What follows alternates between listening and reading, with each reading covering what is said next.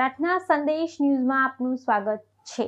વડોદરાના વડસરમાં state monitoring સેલની મોટી કાર્યવાહી। વડોદરાના વડસર વિસ્તારમાં સ્ટેટ મોનિટરિંગ સેલ દ્વારા મોટી કાર્યવાહી હાથ ધરવામાં આવી હતી। બાતમીના આધારે કરવામાં આવેલી આ રેડ દરમિયાન વિદેશી દારૂના જથ્થા સાથે ખુલ્લેઆમ વેચાણ ચાલી રહેલ સ્થળ અને ગોડાઉન ઉપર સફળ દરોડો પાડવામાં આવ્યો હતો। મળતી માહિતી મુજબ વડસર ગામના ગોચર વિસ્તારમાં લાંબા સમયથી ખુલ્લેઆમ દારૂનું વેચાણ ચાલી રહ્યું હોવાની ચર્ચાઓ વચ્ચે એસએમસીની ટીમે અચાનક ત્રાટકી કાર્યવાહી કરી હતી।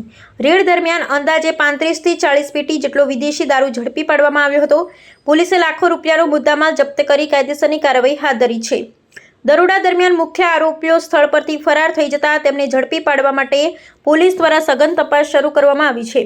સમગ્ર ઘટનાને લઈ સ્થાનિક લોકોમાં પણ ભારે ચર્ચા જાગી છે। આ ઘટનાએ ફરી એકવાર માંજલપુર પોલીસની કામગીરી સામે સવાલો ઊભા કર્યા છે। વિસ્તારમાં ખુલ્લેઆમ દારૂનું વેચાણ ચાલતું હોવા છતાં સ્થાનિક પોલીસ અજાણ હતી કે પછી આંખ આડા કાન કરી રહી હતી તે મુદ્દે લોકોમાં ચર્ચાઓ તેજ બની છે।